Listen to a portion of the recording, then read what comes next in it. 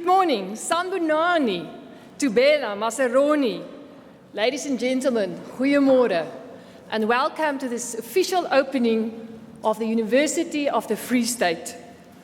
I want to welcome specifically and in special our Rector and Vice-Chancellor, Professor Francis Peterson, our Vice-Chairperson of the UFS Council, Dr. Ramile.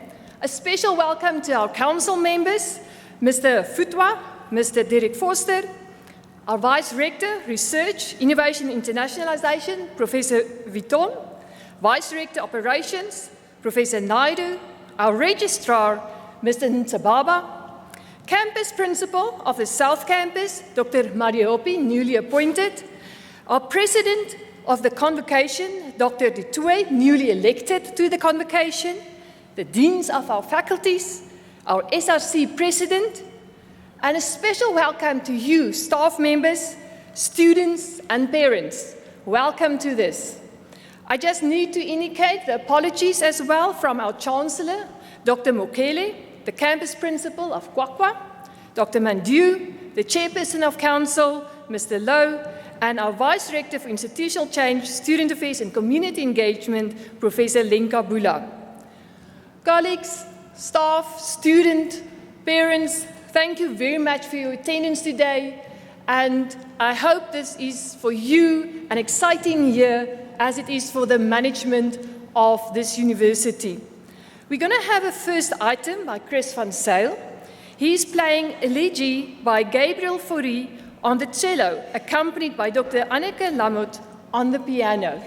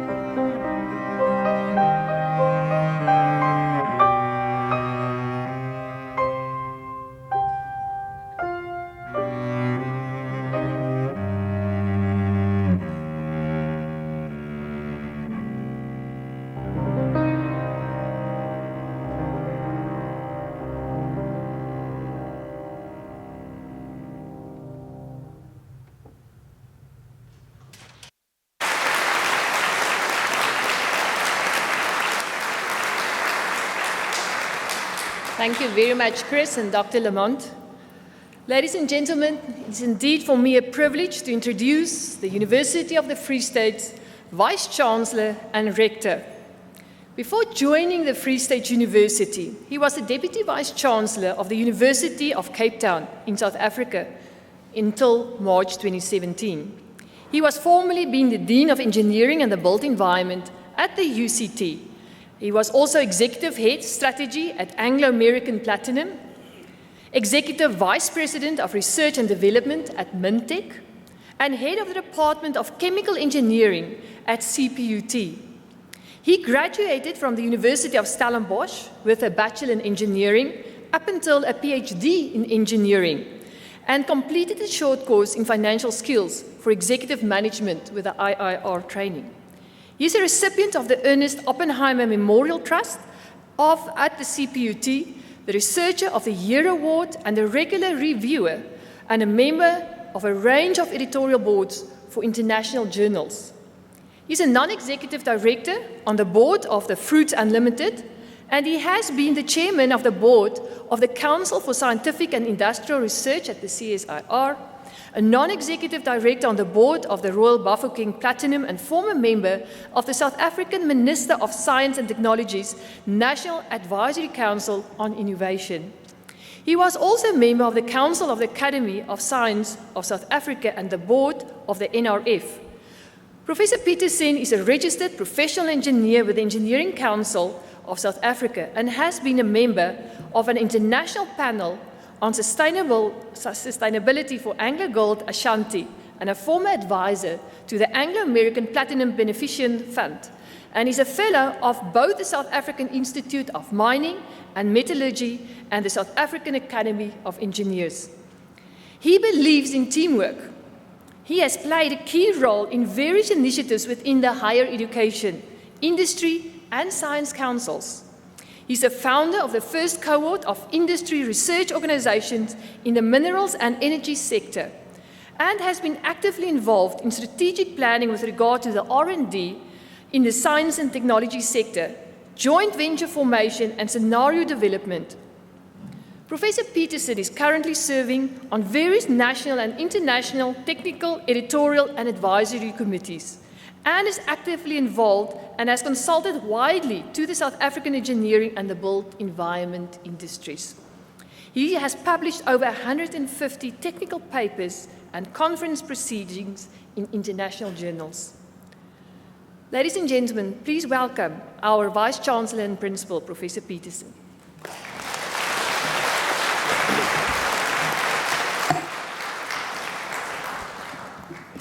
Thank you very much, Engela. And first of all, I would like to say there's quite a lot of people here this morning, and welcome to all of you.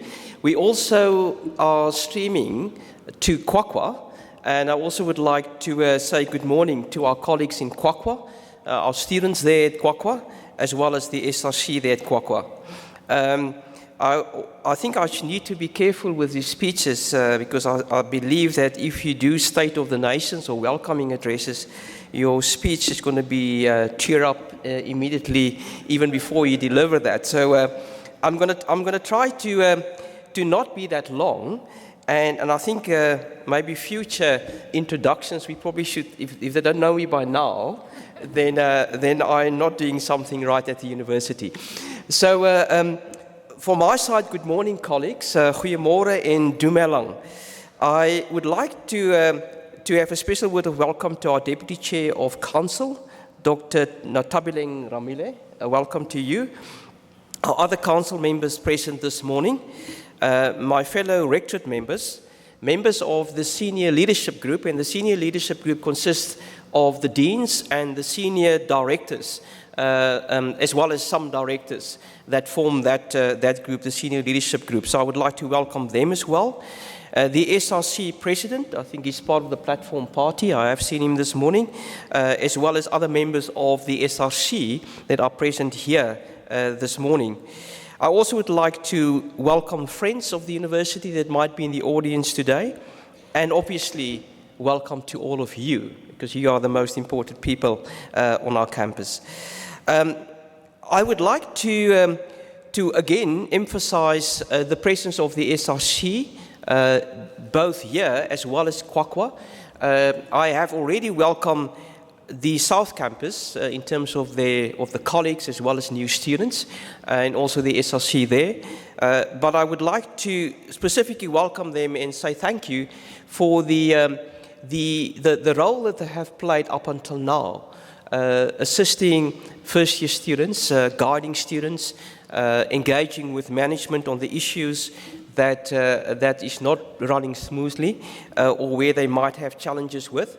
And I would like to indicate to our staff that sometimes we don't see the work that the SRC, in the institutional SRC, but the different campus SRCs are playing under the auspices of Student Affairs. And here I would like to emphasize the role that the Dean of Students, Pura Mogolombani, is playing with his team on the various campuses to make that impact. So I would like to say thank you very much for their contribution. But I also would like to, at this moment, to say thank you to the staff, and they're sitting mostly in student academic services, but they're also sitting in the different faculties and departments for their assistance, their contribution to the registration. Now, those that aren't party to the registration engine would not be able to realize the hours that they play to be able to make sure that everything is running smoothly. And I want to talk about the registration family, because it's much more than registration. It's the academics that also have to provide advice. It's CTL that has to provide advice, the Center for Teaching and Learning. It's the faculty managers, obviously the staff of SAS, Student Academic Services. It's the security people that's going to be here for most of the time to make sure that everybody that works after hours or are here quite early are protected and are looked after. It's the registrars, the broader registrar's office. It's members of the rectorate, and specifically the student affairs portfolio, the financial portfolio, and the academic portfolio. So I think we should give them all a hand of applause because they've done wonderful work.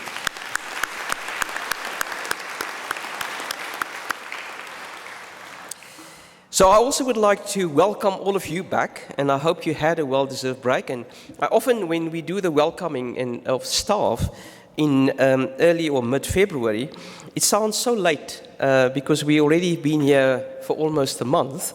And I was talking to someone from industry this morning, and he said to me that he's already looking for a holiday. So I can probably say the same for most of you. You're probably already looking for another break, and I'm saying I hope you're back from a well-deserved break. But nevertheless, that you have got the energy to really tackle 2020 with vigor and rigor, and also with passion. For those who are joining the University of the Free State for the first time, and there might be some of you here present this morning, hearty welcome, and I hope that you will have a long and rewarding future with the University of the Free State. Now, I often, when I do these welcoming addresses with the university, I often try to reflect on the year past, because I think it's important to do that. Because in the year past, there are achievements, there are good performances, there are areas that we haven't done well, and there are areas that we probably would forget about as soon as possible, because we didn't actually address that the way that we should have. Because if you don't do that, and you just jump into the new year, you actually can be, to a certain extent, disorientated, or you can just try to do things without any direction where you want to go.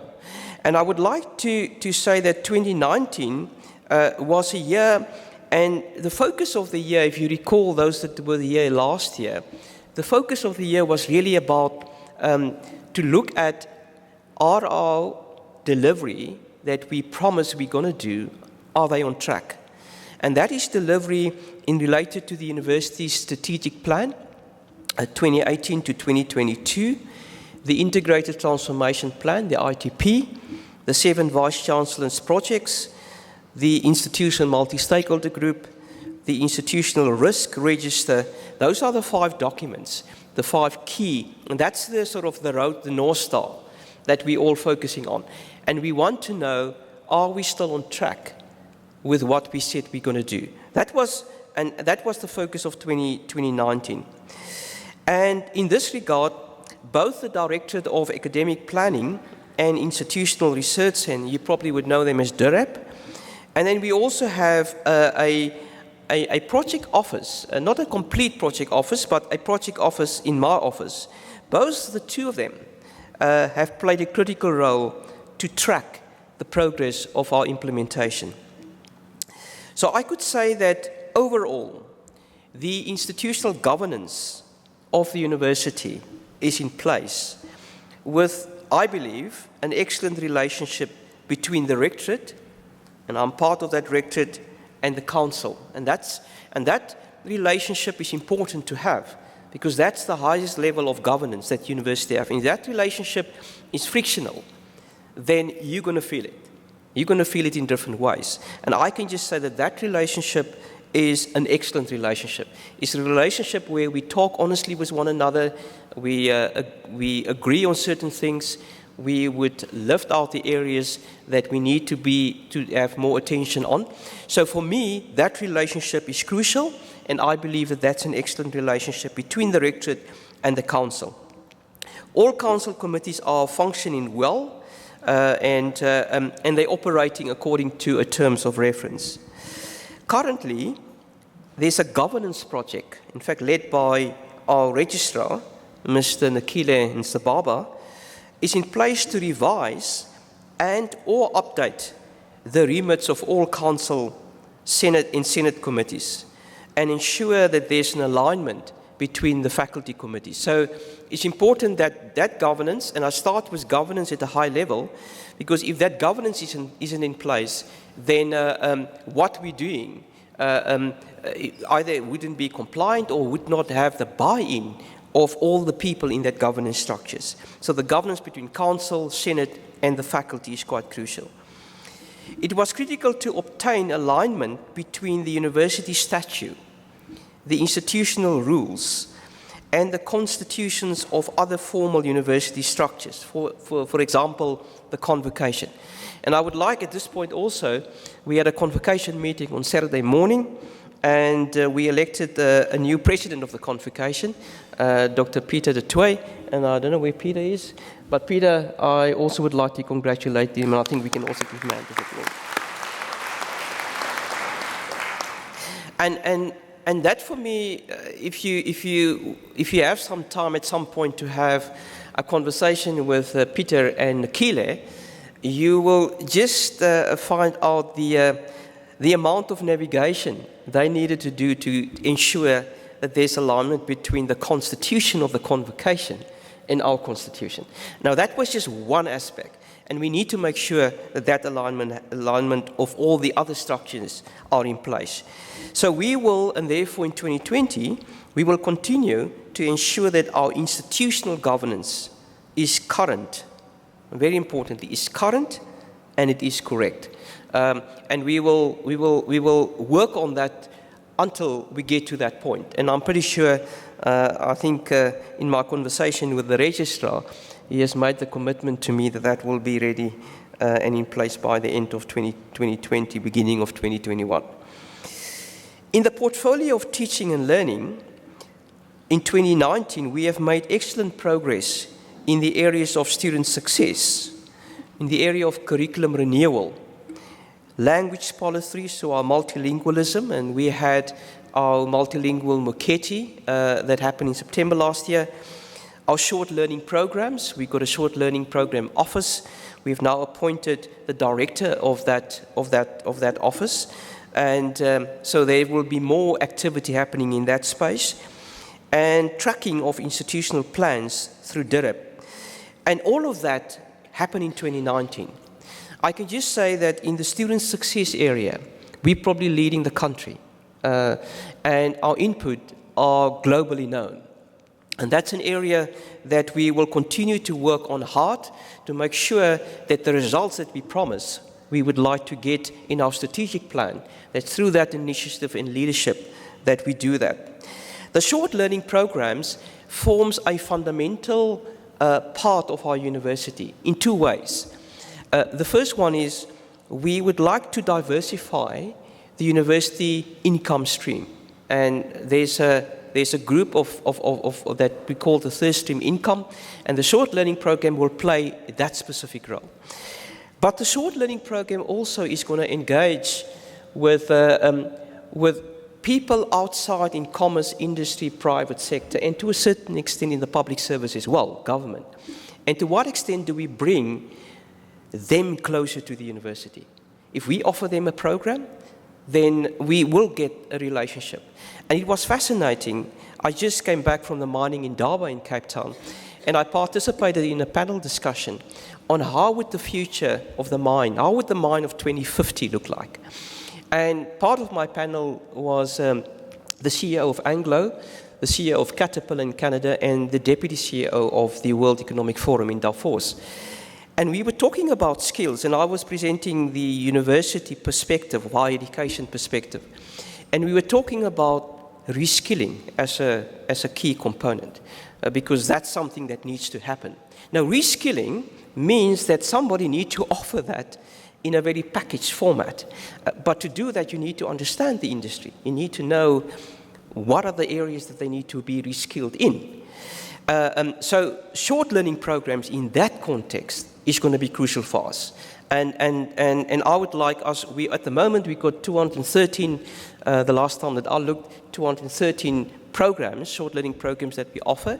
We need to increase that, but we also need to increase our presence, our visibility out there, because I would like those industries to come to the Free State and say, well, that's an area, if you want to do retooling, reskilling, and to a certain extent, we might have to engage with the TVET colleges in a certain way to be able to say, well, some of that reskilling will probably happen at that level, and to what extent do we have that relationships.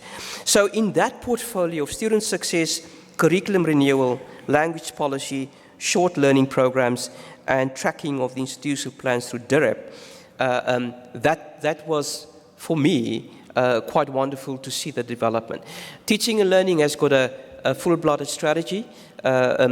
They rolling that strategy out amongst and across the faculties. It's important that the faculties own that and own it through their own interventions, because not all the interventions are consistent and can be adequately applied across all the faculties. So it's important to look at that. In the portfolio of research and internationalization, we have in 2019 signed off and approved the differentiated research strategy, the internationalization strategy, the innovation strategy, and all of that has gone through all the relevant governance structures. Faculties have started to develop implementation plans for these strategies, but more needs to be done to convert these plans in demonstrable actions. So, although these strategies are there, and Professor Vatoon is and will continue to work with the faculties to make sure that those strategies become real. Because if it doesn't become real and owned by the faculties, then we wouldn't see traction. Although some work has been done on postgraduate funding and support, together with postgraduate governance, mainly through the postgraduate school, this will be a key area of focus in 2020. So to what extent do we increase our number of postgraduate students? To what extent do we get funding, external funding for our postgraduate students? And again, if you don't have those relationships with the industry and private sector and commerce and foundations, we're not going to be able to do that. And what we probably will be focusing a little bit more is to see whether we could package that. So if you've got a research chair, or if you've got a research activity that is funded by industry or a funder outside, to what extent do we package it in a way which include bursaries for students, which include maybe a project investigator and is funded by the industry. Improvements in the library aligned with there was a strategy part of the VC7 projects towards a world-class digital library, specifically in the area of open access in student services, are commendable. A lot of work has been done in that space.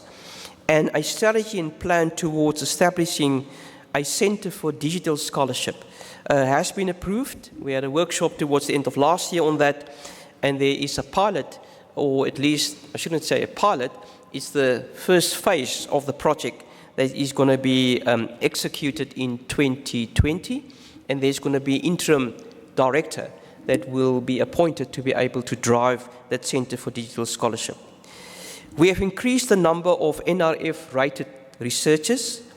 Our researchers have demonstrated excellence in various areas, achieved international recognition for these efforts, and participated in international research and funding consortia. And in 2020, we're going to be accelerating that. We're going to try to see how we could improve that. And one of the things that I shared with some of the colleagues this morning, I facilitated a workshop yesterday on international research, mainly in the mining industry, with colleagues from around the world, Canada, UK, the States, and obviously South Africa. And it was actually so clear that none of that is going to happen without intense collaboration. There's a feeling, and I've seen pick it also up at the Mining Indaba, a renewed feeling that collaboration is going to be the driver. So you could have where you had universities that say, well, we look at the ranking of the universities, and I will only partner with a university that has the same rank as myself, or in the first 10 or 15 in the world. I think that have changed. People would like to, because it's the context that becomes much more crucial. So to what extent do we, in the center of South Africa, offer a different context that could add in that collaboration? And a lot of industries say that is how they're going to fund projects. If you can't show clear collaboration across universities, across sectors, then they probably wouldn't look at that favorably. And that is one area that I think we would do in the research and innovation portfolio. In the portfolio of institutional change, student affairs and community engagement, much has been done in relation to student governance and student well-being. Faculty councils has been established, and again it is that alignment, SRC or institutional SRC, campus SRCs, then we have got the faculty councils, and hopefully there will also be a strong link to the departmental representatives, student departmental representatives, so that we have got a connection from the lowest level up to the highest level, because they also serve on Senate and they also serve on council. So we need to make that alignment right. And I did say that faculty councils has been established, and student representation has been increased in most of the governance structures in the university. We looked at safety on students, and one challenge of safety on campus, I think we got under control. It's safety off campus that we need to put a little bit more effort on, because that is a little bit more complicated, because it's not sort of 100% under our control. But that have received much attention, and we will need to do much more in that space. We look at policies and guidelines related to protest, discipline, engagement, and student wellness were finalized and are being implemented. So in that space, a lot of work has been done, mainly driven, and I see JC sitting on that side, driven through the Unit for Institutional Change and Social Justice. I don't know whether Dani Brandt is here, but through the Center of Human Rights and Student Affairs.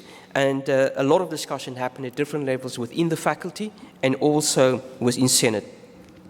In the area of violence, and specifically gender-based violence and xenophobia, the Unit for Institutional Change and Social Justice, in collaboration with other academic and support services, have conducted and developed critical conversations, position papers and policies to guide the institution towards an inclusive and socially cohesive space which embraces the value of Ubuntu and respect. And I want to probably just pause here. It in fact cuts across internationalization, but it also cuts across this space that I talk about. How do you make sure that inclusivity and social cohesion is working hand in hand? You all are aware of the coronavirus, and in the higher education sector, we talk about how prepared we are. HR has provided, and through last year's office, provided communication in that regard.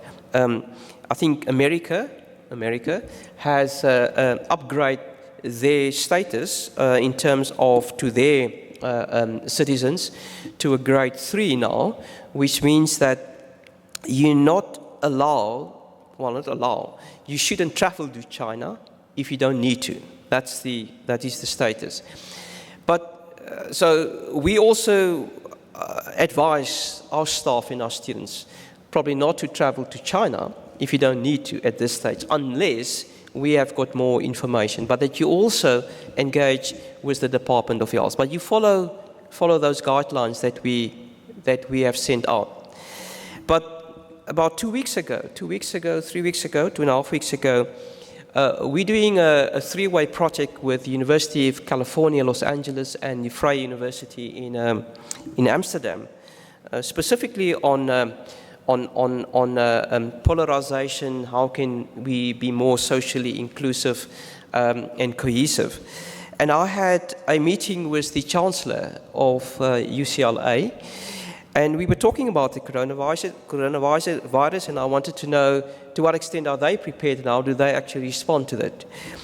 And one of the things that came out is not necessarily the response, but that there is now a sense of stigmatization linked to it. So if you get somebody from the East or from China or Japan that look like people coming from that part of the world, and they would sneeze next to you, then people say, no, we wouldn't like to be close in their presence. Now that is a dynamic that we should be aware of, because that challenges inclusivity, it challenges otherness.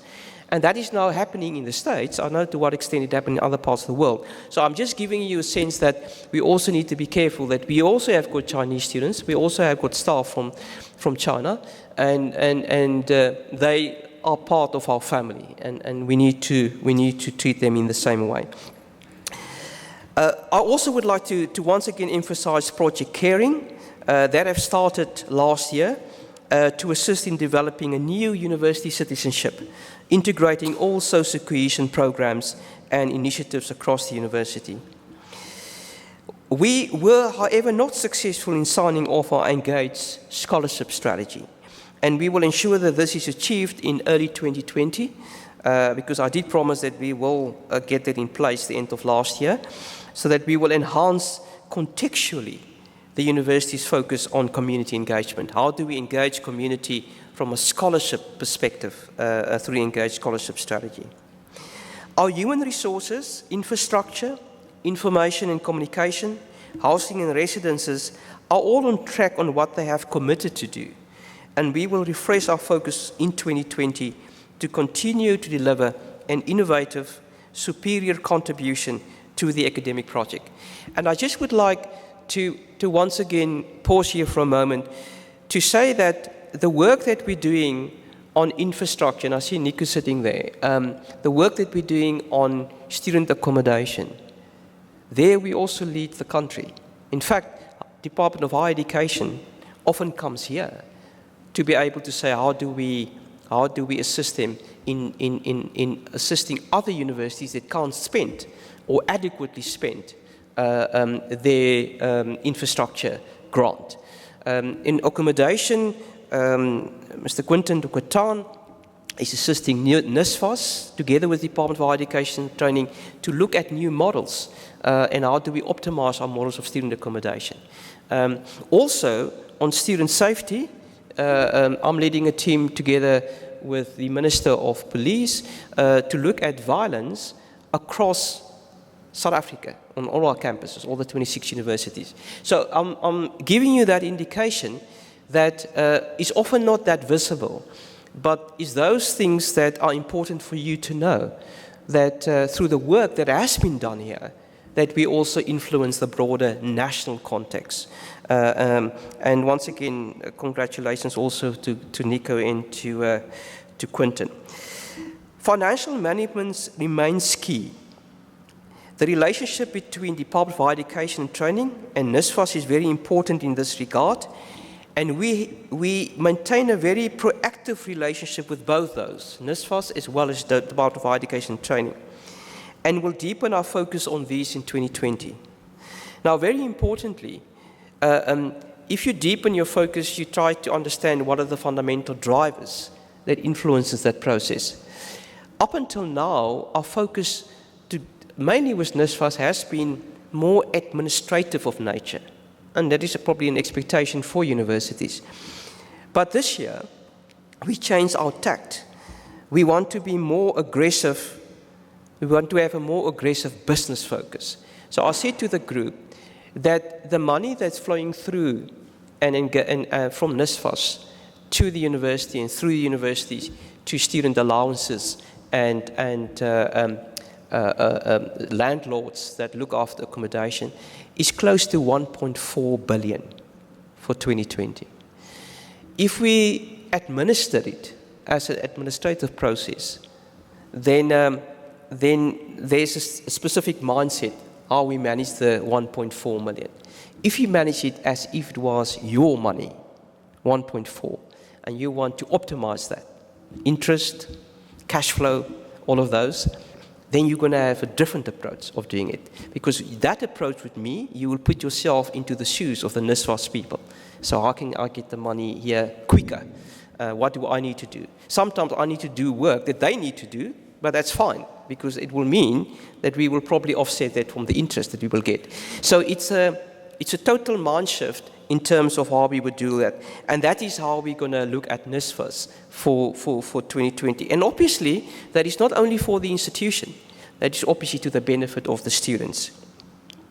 Furthermore, our third stream income team will steadily have to convert their strategies and plans also into monetary returns so that we could optimize our income into the university.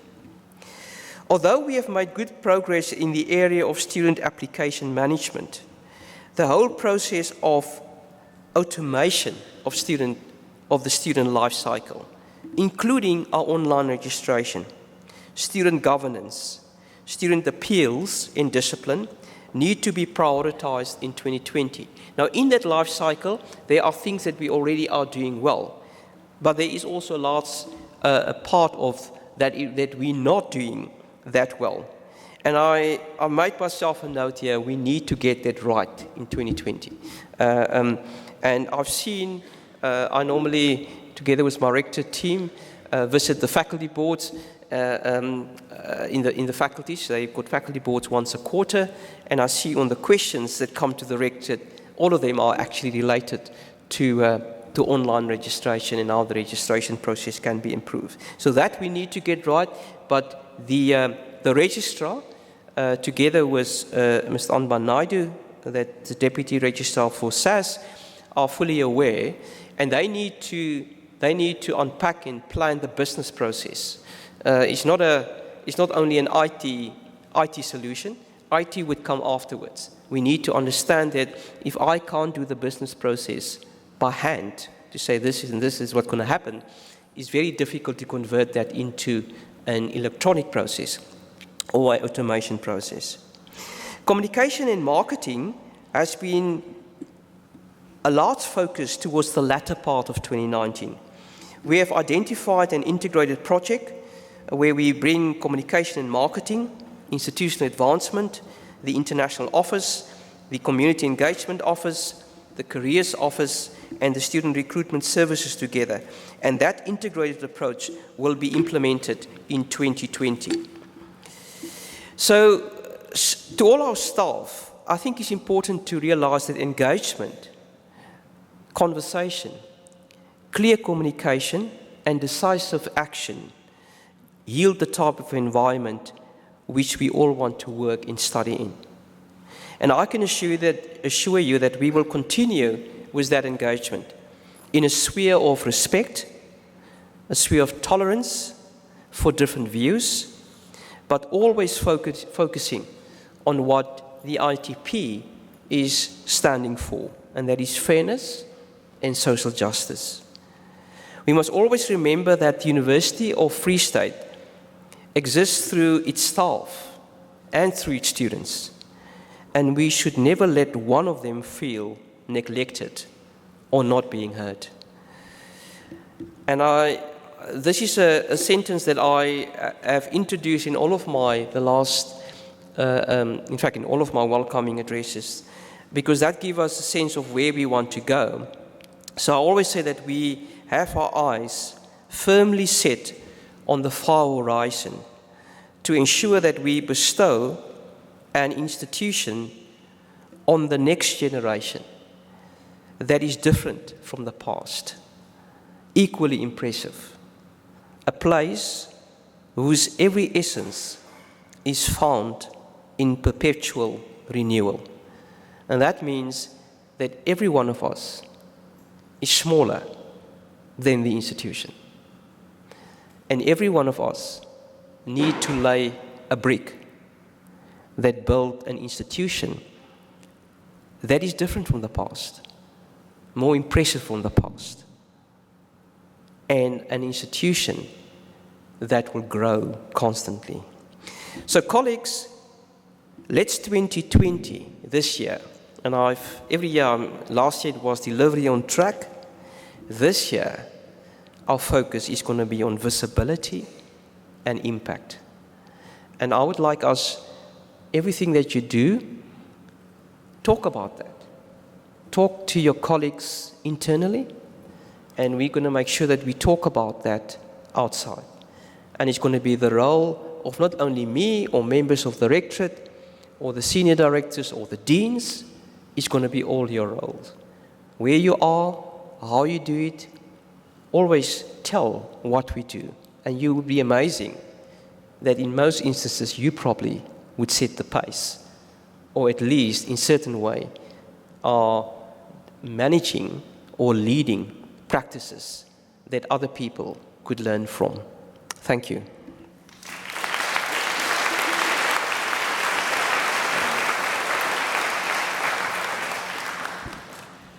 Thank you very much, Professor Peterson, for setting the tone for 2020 and sharing your priorities, and also giving direction not only for academia but also for admin staff. Thank you very much, Prof. I'm inviting now Miriam Bokala. She's going to sing for us Can't Help Loving That Man from Showboat by Jerome Kern and Oscar Hammerstein, and accompanied by Margot Viljoen on the piano.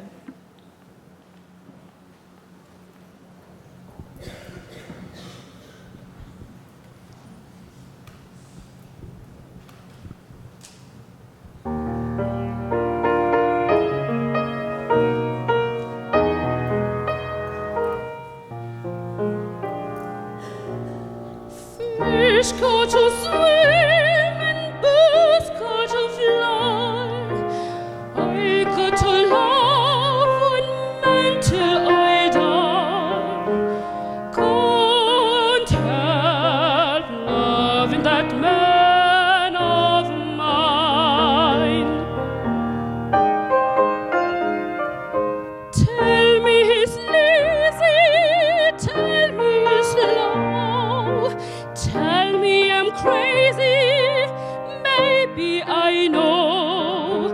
Can't help loving that man of mine.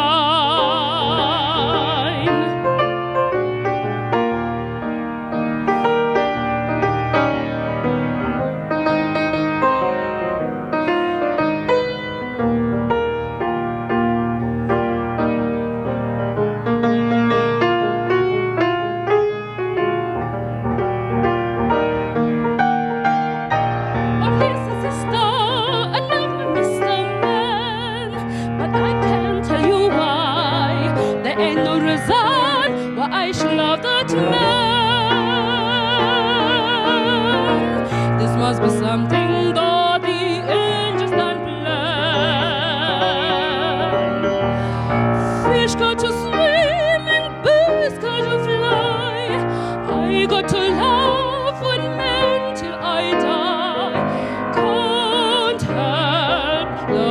that man of mine. Tell me he's lazy, tell me he's low, tell me I'm crazy, maybe I know. Can't help loving that man of mine. When he goes away, that's a rainy day, and when he comes back, the day is fine, the sun will shine. He can come home as late as can be, home without him and no home to me. Can't help loving that man of mine.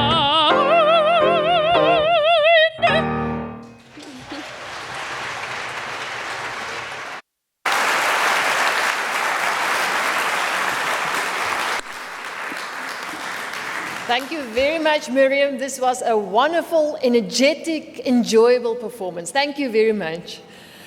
Colleagues, ladies and gentlemen, this brings us to the end of our proceedings. I just want to thank Professor Peters again. We heard your message loud and clear, visibility and impact.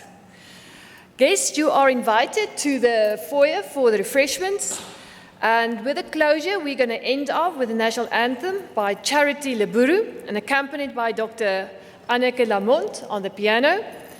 And you are kindly requested to remain standing until the proceedings have left the hall. Thank you very much.